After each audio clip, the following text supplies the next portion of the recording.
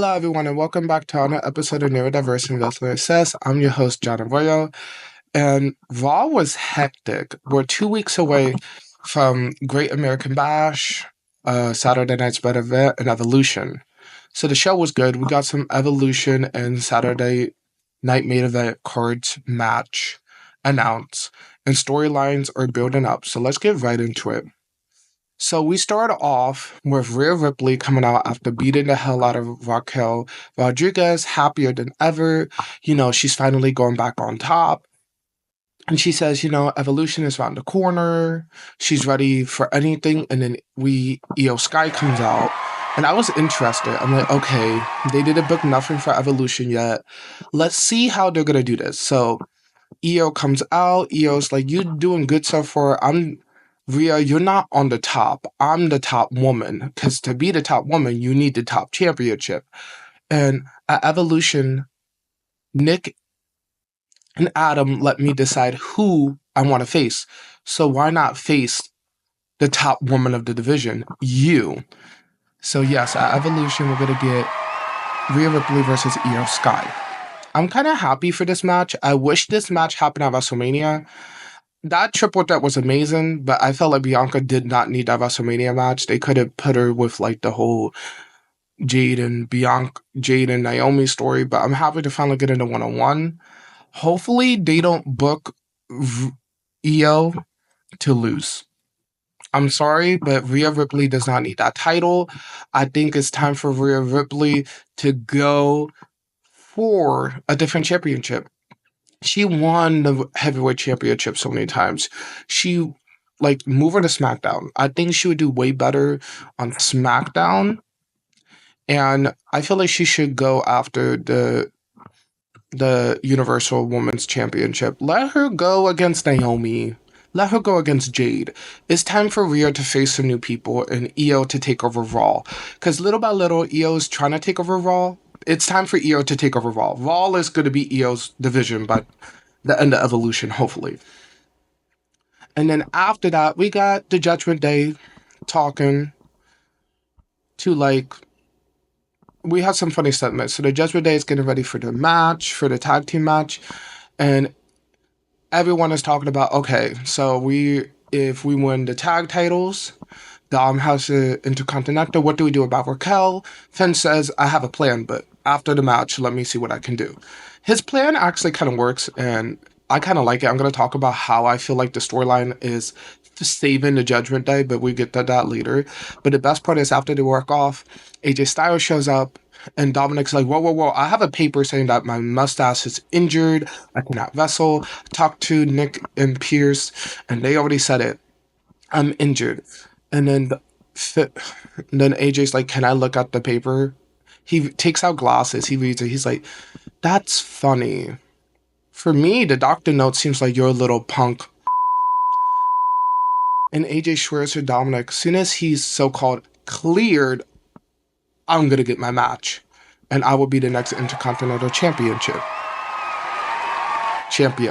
I kind of like this. I was worried about AJ Styles. Hopefully they give him a long match. Hopefully they book him for Saturday Night Main Event. I feel like that's more likely where it's going. But please have AJ Styles have a 15-minute match. I hate when AJ Styles lately get 4 to 5 minutes of a match. It irritates me. It just annoys me. And it's time for AJ to actually go back on top of the division. After that, we get the tag team match. And boy, was it crazy and brutal. Pretty much it was chaotic fun. It was hilarious, chaotic, athletic match. So pretty much we start with Finn and Kofi just going back and forth, mocking each other. It was hilarious. And then we get some crazy the tag team spots. Because JD comes in with Xavier, and then JD's legs get pulled by Kofi, and Xavier hits a double stomp on the ropes that looked pretty devastating. And it was some good back and forth, really slapstick comedy. It was okay, they're both heels, but they're both goofy heels. So it was some goofy tactics and stuff. Near the end, it was tag team chaos, back and forth tag moves. That was unbelievable. But the finish was crazy. So JD headbutts Xavier, hits a moonsault, and then Finn hits the coup de grace for the win. So Judgment Day is our new tag team champion. So Judgment Day pretty much have almost all the gold on the Raw roster. I'm gonna give it a 3 out of 5. It was solid, comedic, and wild. And then after the match, Finn and JD goes up to Nick and Pierce. Nick and Pierce, because they're talking about, okay, Evolution's coming soon. We're about to make this announcement.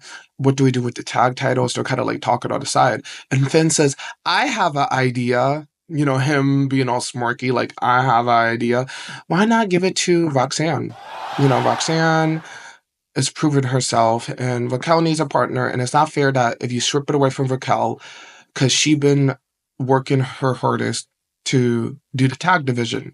Finally, I agree with something that Finn is doing. Yes, it would be stupid just to revoke the title off of Raquel, because like with Chelsea Green and Piper, when Sonya Deville was injured, you just threw Chelsea Green, got someone else. Perfect. And Roxanne makes perfect sense to build that storyline. So Nick and Adam Pearce go on the side. They do a little like business meeting huddle. They're like, okay, bet. But they will have to defend the titles at Evolution against one Raw team, one SmackDown team, and one NXT team. So yes, at Evolution, we're getting a 4-way women's tag match for the tag team titles. Finally, the women's tag team division is finally going to maybe get a rebrand. And I feel like it's going to start with this match. And in my predictions, I'm going to talk about what tag teams I think are going to be in it.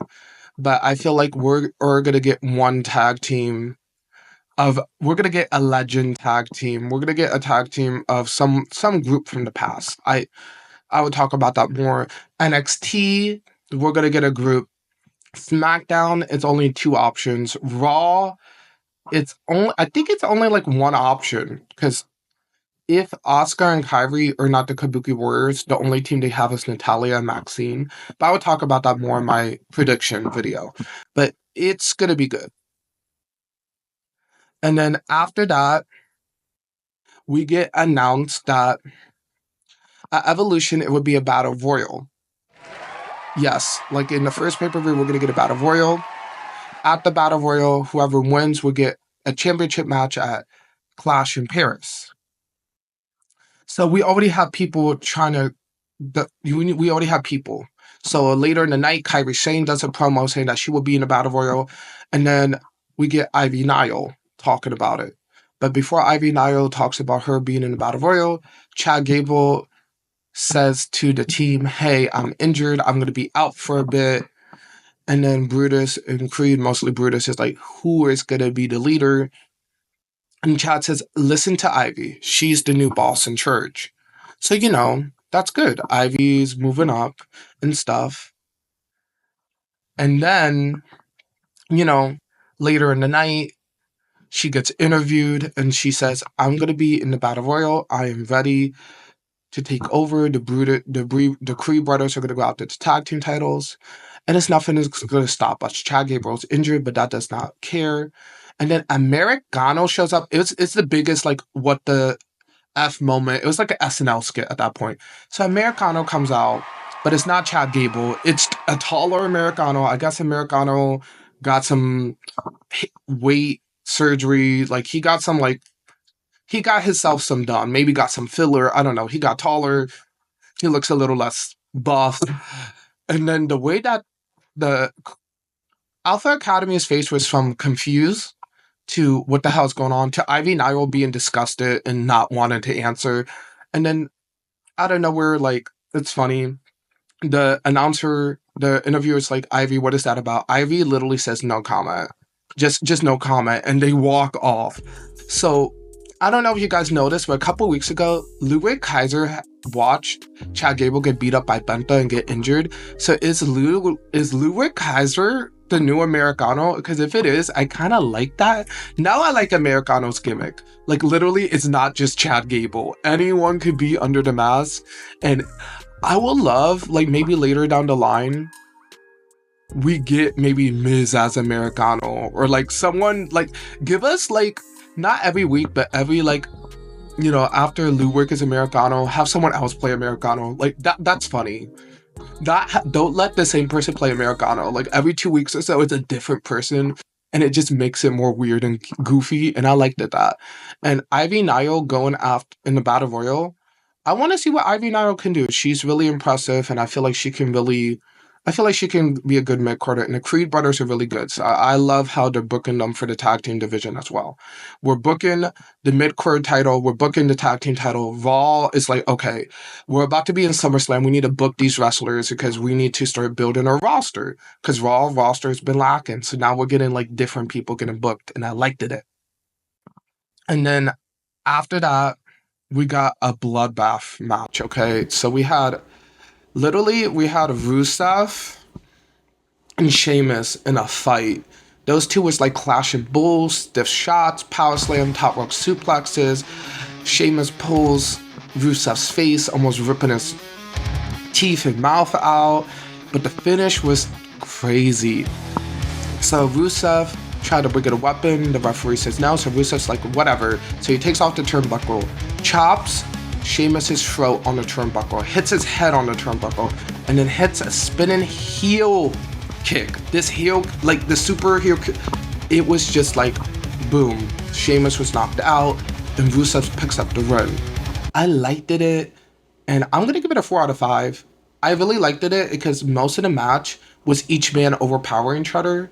And it wasn't a lot of big spots. The most important part, like the psychology of the match was so good because we had Rusev and Sheamus, like we know each other for so long. How can I beat one another? Brute force versus brute force.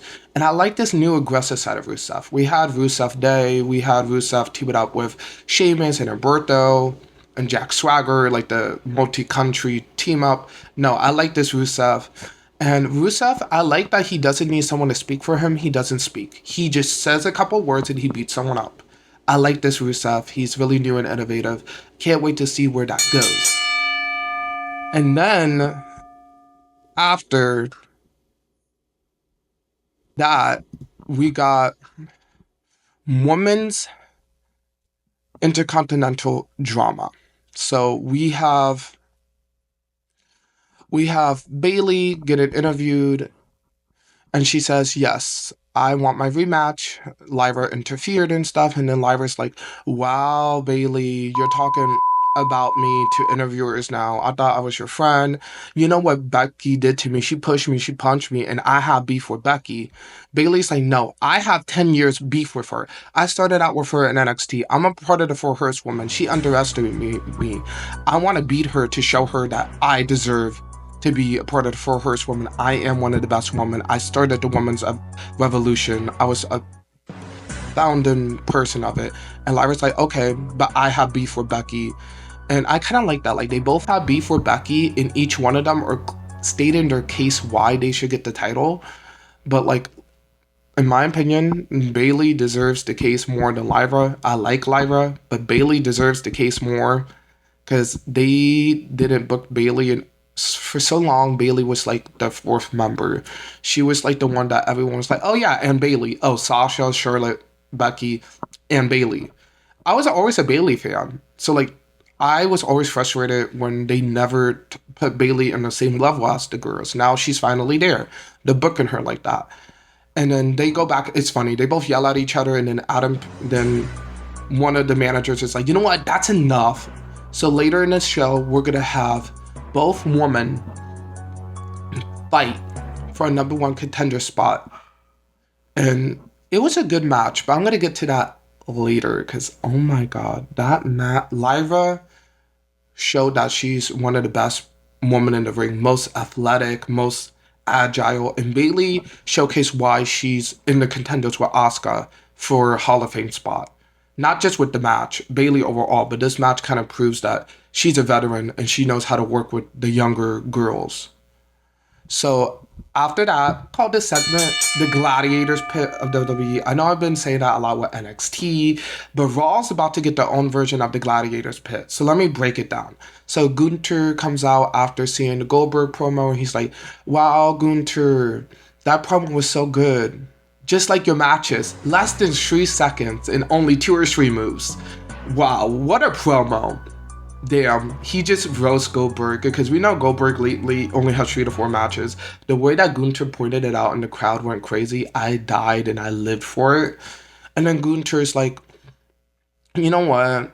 We're gonna have the match at Saturday night's main event, and I'm gonna beat you down slowly. I can beat you in under 2 minutes, but no, I'm gonna make your career longer than your career was ever in WWE. I'm gonna make every moment last. So when you retire, you remember you was the past and I'm the future. That is so good.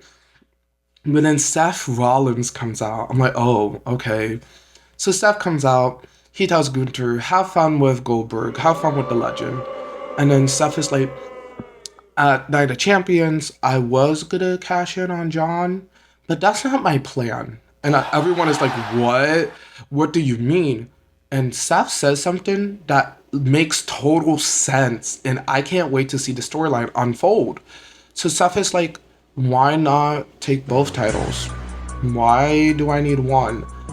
I helped made the Universal title, the World Heavyweight title too, in this new era. I want both of my babies back. I want both of my gold back. And just to let you know, Gunther, I have something planned. He talks about this plan. I don't know what the plan is. But then CM Punk comes out of nowhere, beats the hell out of Seth. Seth runs away. Paul Heyman outside with the briefcase. Like, Paul Heyman is like out there. He's looking like, do I give Seth the briefcase or not? But Seth just runs away. And then CM Punk is celebrating. Then Gunther looks at him, try to pull him like, hey, you interrupted me. CM Punk pushes Gunther on the floor. He's like, if you get in my way, we're gonna have issues. So Seth is up there laughing because Seth is like, oh, great. Now Punk and Gunther's gonna have issues. I'm fine, I'm up here. But LA Knight shows up, cooler than ever, with a popcorn bucket, a drink in hand. He hits Seth with the popcorn bucket. They brawl near the confessional stand, near the merch. So we see like drinks flying everywhere. We see merchandise going all over. And then Seth runs away. And LA Knight is mad as hell. And then after that, we got CM Punk doing an interview. And he's like, you know what? I'm mad. I'm going to go after Seth. And then LA Knight shows up. And LA Knight is like, bro. They both say bro. Like, what the hell? They're both arguing. And Punk says, I have problems with Seth. And LA Knight's like, yeah, I have problems with Seth, but I'm the one facing him at Saturday night's main event. And Punk is like, well, go in the back of the line. And LA Knight's like, boy, I'm the line. If you want to face Seth, I'm the line. So you get in the back of the line. He just told a legend like CM Punk back of the line. So we have Cody Rhodes, John Cena, Jey Uso, Sami Zayn. I guess we can say Gunther, because Gunther's kind of in the mix. Gunther, CM Punk, and Seth Rollins, and LA Knight all fighting for the championship. Like, either one. We are about to get some type of Gladiator's Pit soon. We have the Warriors ready. It's like Game of Thrones. What clan are you in? Because I can't choose what clan. Am I in the Punk clan? Am I in the LA Knighters? Am I a Sami Zayner? Am I a part of the Ring General's army? Literally, we're having King of, like, Game of Thrones style. We have each kingdom about to fight for a title, and I love it. We got kingdoms, okay? WWE just made their own kingdoms. Put in the comments what kingdom are you in? Are you in the Yeet kingdom? Are you in the Sami Zayn district? Are you in the Ring General's army? Are you in the Punk Nation? Or are you in the burning down Rollins section? Or you're at LA Knighter? Like, literally, we have multiple like armies about to go to war, and I just can't wait. Like, what? And then we get the women's match, and boy was it good. So we had Lyra and Bayley going one-on-one from earlier. The winner gets to face Becky Lynch in a future title opportunity, and I'm going to talk why at the end this is going to be part of Evolution.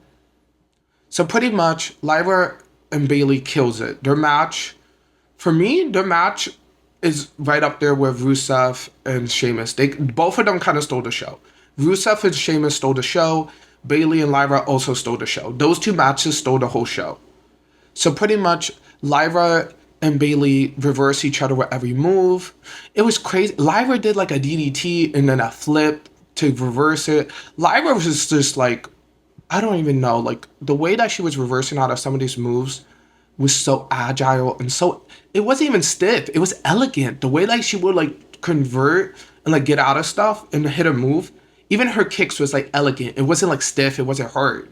Like it looked at like a bird flying in the air the way that she was reversing, and I liked it. Her gimmick is the bird goddess. Now it's kind of clicking the way she's getting out of reversals, the way she's kind of flying in the air. The gimmick is finally clicking, guys. And then Bayley, being the veteran, is so good in the ring. It was a couple spots that blew my mind. Like Lyra tried to hit a top move, but then Bayley reverses it into a sunset power flip. Lyra puts on this crazy submission, and then Bayley puts on the Boston Crab. Lyra reverses it, and then Bayley hits an elbow drop from the steel steps from the outside. But the finisher was the best part of the match. Both women doing reversal flips back and forth, like the way they was just reversing each other. Like the crowd was going crazy every time they counted 1, 2, kick out, 1, kick out, 2, 1, 2. It was like, and it was crazy. Like everyone was cheering, like who is gonna win? But at the end, Lyra does a roll up, and both women's elbows are on the ground, so nobody wins. Okay, the referee sees both people and she pins. And then Bayley and Lyra are so happy, like, oh my god, I won! It's finally I'm gonna face Becky. But then when they announce no winner, it's a draw, the hatred in both of the women's eyes. So Bayley goes up to Lyra, but Lyra is the one who throws the first punch, and that triggers Bayley. So they just start brawling all around the arena, screaming at each other, I hate you, I'm gonna get you. And then at the end, they're in the crowd, and they break it up, and Lyra's screaming, Bayley, I don't care, you're next. I'm gonna destroy you, and I'm gonna destroy Becky. I'm gonna do everything to get my title back. And Bayley's screaming, yeah, but I'm gonna beat you first. And the segment ends there. Pure gold. Finally, we're getting Bayley's full aggression side, and we're getting Lyra in a darker gimmick. Okay, she came out in all black. Lyra's gonna turn heel. Lyra's gonna be turning heel, and I cannot wait. I think the Bird Goddess makes more sense as a heel gimmick. The whole like goddess, the whole northern, like the whole mythology. It makes more sense to make it more mysterious, make it more edgy. And then we have Bayley, and that makes Bayley the biggest underdog if they do a triple threat evolution. Think about it, because then Becky and Lyra is going to maybe try to team up on Bayley. So Bayley is going to be the underdog, and I like that. And I'm calling it now. We're going to get that triple threat evolution, and that match is going to steal the whole pay-per-view. I don't care. Like, I'm kind of hyped for evolution. Most of the matches are going to be kind of good. But I'm saying now that Intercontinental Women match is going to be the match that's going to steal the show. I do not care. I don't, like, in my opinion, I'm not really happy about the Battle Royal. Like, I kind of get it. Like, have the woman on the card, but they don't really have a lot of match set. So the Bayley, Lyra, and Becky, most likely at Evolution, is the most hype match that I feel that I have the most hype for if they put it on the Evolution card. And then after that, we have the Judgment Day celebrating the tag titles, like, after a bit. And then, you know, Finn and JD's like, we won the tag titles. Dominic is like, okay, I'm Intercontinental title. And Roxanne is like holding the title. And she's holding Liv's title, by the way, because it has Liv's side plate. Sneaky Roxanne. So, like, Finn says, how does it feel to hold gold on the main roster? And Roxanne says, I like it. It feels good. And then Raquel is like, what the hell is she doing holding the title? And Finn says, I already talked to them. And she's like, Liv has already gone through recovery surgery. She's gone to recovery physical therapy. She's going to come back soon. And Finn says, look, I had a shoulder injury when I was Universal Champion.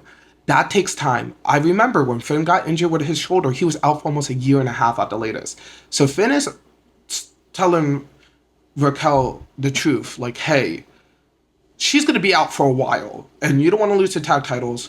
So let's make a group agreement. And then, because, like, what the hell do you mean by group agreement if Roxanne is the new member of Judgment Day? Guys, it was kind of messed up because Raquel is the only one backing up Liv. So JD says yes. Roxanne says yes. Because, Roxanne is literally like teaming up with Finn. Finn and Roxanne had this all planned out from day one. And then Dom says, I don't know, let me talk to Liv. And then Finn says, you're your own man, Dominic. Liv should understand. And Dominic's like, you know what? Yeah, I am my own man. So I'm going to say yes. Dominic is going to get his whooped when Liv come back. When Liv come back, Dominic is going to get beat the hell up. He's going to get Millie whopped to next century, the next generation. And then Raquel is like, I don't like this, but Chiquita, you better not let us lose the tag titles at Evolution. And then Roxanne says, okay, next week I'm going to face Kyrie because Kyrie injured Liv to prove to you, Raquel, that I'm here and I want to be tag titles champions. So the segment ends there. I like it. We are finally getting that Judgment Day story. I was worried Judgment Day was kind of becoming lackluster in there, but now they're kind of like, I like it now. They're kind of saving it because it's like, okay, everyone was arguing. Now people are getting on the same page. And I kind of like that because it kind of teases that maybe Liv can go back with Rhea because they was a tag team before Rhea turned on Liv. But this is kind of like what they did to Rhea. They exiled her. So if Liv is going to get exiled, she's going to have no one to turn to. And maybe Liv will go to Rhea and be like, hey, bygones be bygones. They fucked me over. They screwed me over like they screwed you over. You want to get revenge? And I think Rhea would most likely team up with Liv just to beat the hell out of Raquel and Dom and Finn. Like, she loves Tormented at Judgment Day. I'm not saying it's going to happen, but I'm not surprised if Liv goes to someone for guidance soon. But I cannot wait to see Liv have her crash out moment. She kind of had it with Nikki Bella, but Liv is going to crash out, and I can't wait for Liv to just crash out. Like, we've been waiting for Liv Morgan to crash out for so long. Now she's going to have a crash out moment, and I can't wait. Guys, I am so sorry that I didn't cover this. I'm like super hyped. But after the interview with Ivy Nile, Sami Zayn is about to get interviewed, and Karrion Kross beats the living hell out of Sami. He's screaming at him, no, you need to let yourself free. The truth will set you free. You didn't let yourself free at Night of Champions. He beat him up. He breaks a steel pipe and just beats Sami down. Security finally comes. Guys, where is security on WWE? Almost every time somebody gets in a fight, somebody's almost beaten up. Half of the locker room is injured. Where the hell is security? Are they eating chips in the back? Are they watching security cameras? Because people is getting jumped. And it's crazy because say we have some match later in the night. So we have to see how that plays out. Okay, so now we got the main event. We got Sami Zayn and Penta versus Braun Breaker and Bronson Reed. It was a good match because, guys, I kind of like the pairing of Sami Zayn and Penta. Like, it was pretty cool. So most of the match, Breaker was taking it to Penta, but Penta fought back with fast moves and kicks. He tags in Sami. They go after Breaker's arm. Reed comes in. They take out Reed, and they both do this cool, like, they both did a Penta walk into a moonsault outside. That was the best part of the match. And then back in the match, pretty much, like, Bronson Reed and Braun Breaker just destroys everyone, even if the momentum. And at the end, Sami Zayn gets speared because his ribs are pretty much broken by Karrion Kross. After the match, they're getting beat up, and Jey Uso comes in for the save. I'm going to give the match a 4 out of 5. The storytelling was good, and now we see the pieces piecing together. And what is this plan that Seth has? Because Seth keeps saying that he has a backup plan. He has like this, he wants both titles. So how is he going to get both titles if both titles are on different shows? Is Seth Rollins going to wait until SummerSlam, or like something's going to happen that Seth is going to cash in on both championships because he keeps saying that that's what he wants. And then Seth keeps teasing about a plan B. He has another plan, but Breaker doesn't know. Reed doesn't know. Does Seth have an other member waiting in the back? Because he was talking to Logan Paul for a bit. He was talking to some people. Is Seth Rollins going to bring like a new person into his faction? Because he keeps teasing, like, it's this teasing of, like, oh, we have a backup plan that nobody knows about. And the way they make it sound is like it's not a backup plan. It is, but it sounds like a person. They keep saying like, well, when it comes, when what comes? Like they keep emphasizing when it comes or when it debut when it's time to debut it. When it's time to debut it, when I hear the word when it's time to debut it, I'm thinking of a new person. I'm thinking of like, is Seth gonna call out some NXT guys? I would love that. Like I'm literally fantasy booking in my head because like Seth keeps saying about like this plan that he has or this like backup plan, and he says it's gonna shift the system. I'm like, okay, so is Seth something like Seth is gonna do something crazy soon, and he's gonna make like that WrestleMania cash in moment. Seth is gonna make a repeat, but way bigger on a bigger scale, and I can't wait. So my verdict for Raw is a 5 out of 5. Yes, guys, Raw is actually doing good right now. And most of the matches are good. I like before I was really focused on the hypeness of the match. Now I'm getting more into the wrestling psychology. So that's why I know now as a wrestling fan what matches I like more, what makes more sense.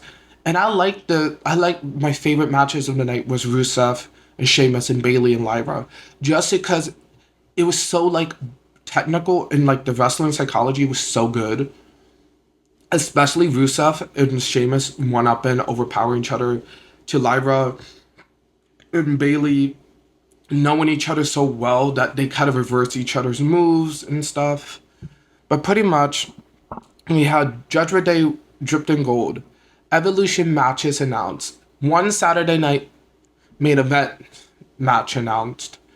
Pretty much, we're gonna get Game of Thrones level clan wars with Seth, Gunther, Punk, LA Knight, Jey Uso, pretty much Benta, like most of the men's division. And then we got some Judgment Day drama. And and we get some pushes for American Made and Kairi Sane.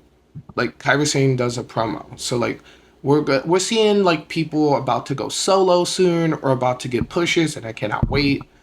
So Raw delivered everything, and 2 weeks from now we have Saturday Night's main event and Evolution. Evolution card is looking almost stacked, and Saturday Night's main event is about to be stacked too. I have a feeling that they're gonna do a multi-man match at Saturday Night's main event. Because why did Jey Uso save Benta and Sammy? And then I feel like we're gonna get something. Something is gonna be good. But pretty much that was my episode for today, guys. Hopefully you like, comment, and subscribe. You never know. You can get replaced by somebody else for a tag team title. You can get a fake note saying that you can't wrestle. Or you can be literally like Adam Pearce and Nick Aldis screaming at everyone to calm down because you're trying to figure out how to book a goddamn pay-per-view or PLE. So I will see you guys next time. Also, I want to announce that soon I'm going to be reviewing LFG. So please look out for that. Please follow my main channel as well. My main channel is me doing mostly blogs. I do a lot of photography, videography. I have a lot of special interests. So like I do DIYs and stuff, as well as like I review movies and shows. So if you guys watch Lights, Camera, Mine, that's kind of like the setup that I'm going to do for LFG kinda. So like if you guys want to know like the preview of LFG, watch Light, Camera, Mine to kind of get like the concept of like how I review shows. I go really philosophical, I go really behind the scenes. So like that is a part of it. So I will see you guys next time. And guys, like we're halfway through the summer and WWE has been killing it. And I cannot wait. So I'll see you guys shortly.